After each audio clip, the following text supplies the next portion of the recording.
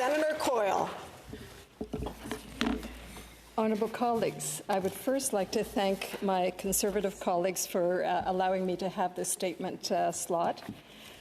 I rise today to pay tribute to my seatmate, the Honourable and remarkable Senator Margo Greenwood. Earlier today, just across the street, in the drawing room of the Chateau Laurier Hotel, our esteemed colleague, Senator Greenwood, was celebrated for her 20 years of leadership as academic leader of the National Collaborating Centre for Indigenous Health at the University of Northern British Columbia. The room was full of Margo's colleagues from across Canada and also internationally. Dr. Theresa Tam, Chief Public Health Officer of Canada, paid tribute to Senator Greenwood. They had collaborated over the years and together made a significant difference in the health outcomes in Indigenous communities during the height of the COVID pandemic. Minister Carolyn Bennett lauded Margo for her leadership, creativity, and significant impacts. Natan Obed, president of Inuit Tapiriat Kanatami, was there to celebrate his colleague and friend Margo, and many, many, many of her close friends and admirers from our chamber and beyond were there as Margo symbolically crossed over the bridge from her previous national leadership role to the one we've known her to have for a little while here in this Canada's upper chamber. Margo was honored with words, song, drum, and she was wrapped with love in a beautiful star blanket, the ultimate in honoring.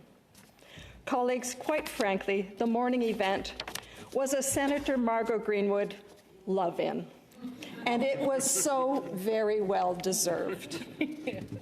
Our colleague Senator Greenwood got up and spoke, and if I'd had a lot more time to prepare for this, I would have asked her for her remarks. But she started off with a beautiful image of a tree that she grew up with, which she called the dreaming tree.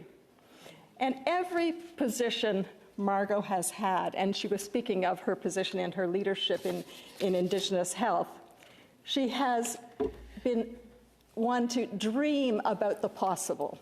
And what she told us about in her remarks was how she, and she was very generous in this, many of those in the room and others who were not in the room had brought about very important dreams, dreams of better health outcomes, dreams of collaboration, dreams of people operating on much better information and evidence, not just the kind of academic evidence we usually look at, but yes, academic evidence, and the honoring of Indigenous knowledge. It was just an honor to be there. She was generous. And on behalf of my ISG colleagues and all of the colleagues here in this Senate chamber, I want to thank Senator Greenwood for crossing over that bridge and to be with us here, because I know it wasn't easy, and it can't be easy every day, but we're so fortunate to have you with us. Thank you, and congratulations. Hi, hi.